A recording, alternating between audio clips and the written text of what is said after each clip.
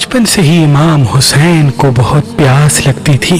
आप रात के बीच में पानी मांगते थे। बीबी फातिमा ज़हरा सलामुल्लाह अलैहा का जब वक्त आखिर आता है तो आप इमाम अली से वसीयत फरमाती हैं कि ए अली, मेरे इस बेटे हुसैन को बहुत प्यास लगती है, रात को 2-3 मरतबा उठ के पानी मांगता है, मेरे इस हुसैन को कभी प्यासा रहने न देना। फिर आप वसीयत फरमाती हैं, मेरी शहादत के बाद एक शुजा कबीले से शादी करना, अल्लाह तुझे एक उससे बेटा देगा, उसका नाम अब्बास रखना और उसे कहना कि रसूल की बेटी ने तुम्हारे लिए ये कुर्ता अपने हाथों से बनाया है और उसके हाथ में मेरे हुसैन का हाथ देना और उसे कहना हुसैन का ख्याल रखे। बस इमाम अली बीबी सैयदा की शहादत के बाद बीबी उम्मुल बनीन से शादी करते हैं।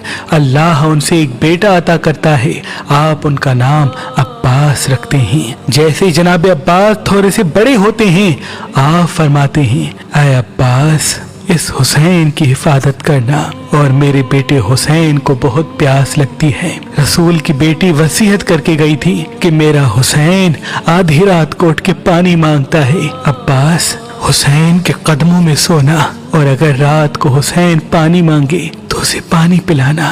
जनाब अब्बास पूरी रात जागते रहते थे कि मेरे आका हुसैन को प्यास लगे तो मैं उनको फौरन पानी दूं।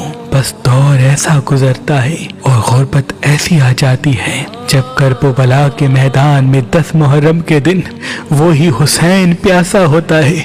जनाब अब्बास बार बार उनकी प्यास को देख के गमज़दा होते हैं, इमाम हुसैन के बच्चों की प्यास को देख के रोते रहते हैं। जनाब अब्बास इमाम हुसैन के कदमों में अपने बेटे कुर्बान करते हैं, अपने भाई कुर्बान करते हैं। आप फरमाते हैं, ऐ मेरे आका, मुझे इजाजत दें ताकि मैं भी मैदान में जाके इन जालिमों को बताऊं कि मैं अली का शेर हूँ। जनाब हुसैन फरमाते हैं, अब्बास तुझे मेरे बाद मेरी बहनों के पर्दे की हिफाजत करनी है। बिलाखिर जनाब अब्बास के पास 4 साल बच्ची बीबी सकीना बिनते इमाम हुसैन आती हैं और फरमाती हैं, ऐ चाचा, तमाम बच्चे प्यासे हैं और कहते हैं कि जिसका अब्बास जैसा चचा हो वो कैसे प्यासे रह सकते हैं।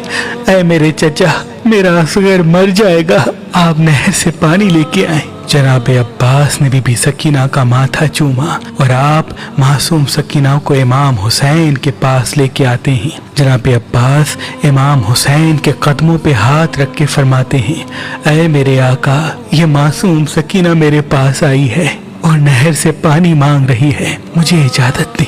इमाम हुसैन की आंखें नम होती हैं।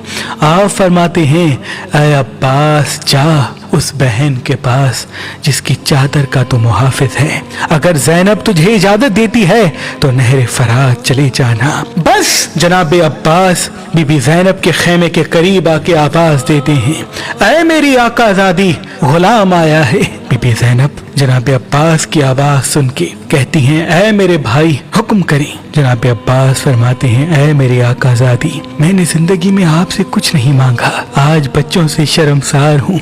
वो बार बार मेरे पास आते हैं और पानी के लिए तड़पते हैं, अब मुझसे बच्चों की प्यास देखी नहीं जाती, मुझे इजाजत दें ताकि मैं नहर से पानी लेके आऊं। बीबी ज़ैनब ने जैसे ही ये सुना तो आप ज़ारो कतार रोके नजफ की तरफ मुंह करती हैं और कहती हैं, ऐ मेरे बाबा अली, आज मुझे समझ में आता है कि मैं कैदी भी हो जाऊंगी, मेरी चादर भी लुट जाएगी, अब्बास के बाद मुझे बागी भी कहा जाएगा, मुझे पत्थर भी मारे जाएंगे। बस जनाब अब्बास इजाजत लेके शेर की तरह मैदान में आते हैं और लश्कर को चीर के ऐसे हमला करते हैं कि फौज यजीद को खैबर खंदक याद आ जाती है और तमाम सिपाही भागना शुरू कर देते हैं। अब्बास दरिया फरात पे काबिज होते हैं, मश्क में पानी भरते हैं और बीबी सकीना को याद करते हैं। बस पानी भर के मश्क को अपने कंधे पे सवार करके खयाम की तरफ जब पलटने लगते हैं तो फौजी यजीद में ये आवाज बुलंद होती है कि अब्बास को खयाम तक पहुंचने नहीं देना। ऐ लोगो, सब मिलके वार करो, اگر پانی حسین تک پہنچ گیا پھر ان کو مات دینا مشکل ہوگی۔ بس جناب عباس تیز تیز خیموں کی طرف جا رہے تھے اور ظالموں نے مل کے وار کرنا شروع کر دیے۔ کوئی تیر مارتا ہے، کوئی نیزے مارتا ہے، کوئی برچیاں پھینکتا ہے۔ تاریخ نے لکھا کئی تیر آپ کے جسم پر لگتے رہے لیکن آپ خیام کی طرف بڑھتے رہتے ہیں۔ بس ایک ظالم چھپ کے آپ کے ایک بازو پہ وار کرتا ہے، آپ کا ایک بازو کٹ جاتا ہے، آپ علم اور مشق کو دوسرے بازو میں سنبھال کے خیام کی طرف جا ہی رہے تھے کہ دوسرا وار ہوتا ہے، آپ کا دوسرا بازو بھی شہید ہو جاتا ہے۔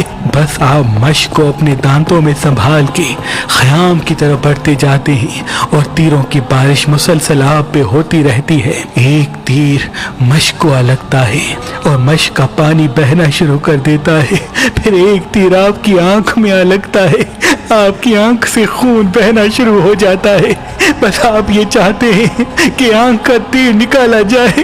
آپ جیسے ہی اپنی زانوں کی مدد سے تیر نکالنے کے لیے جھکتے ہیں تو کوئی ظالم آپ کے سر پہ گرز مارتا ہے، آپ گھوڑے کی زین سے زمین پہ آ جاتے ہیں۔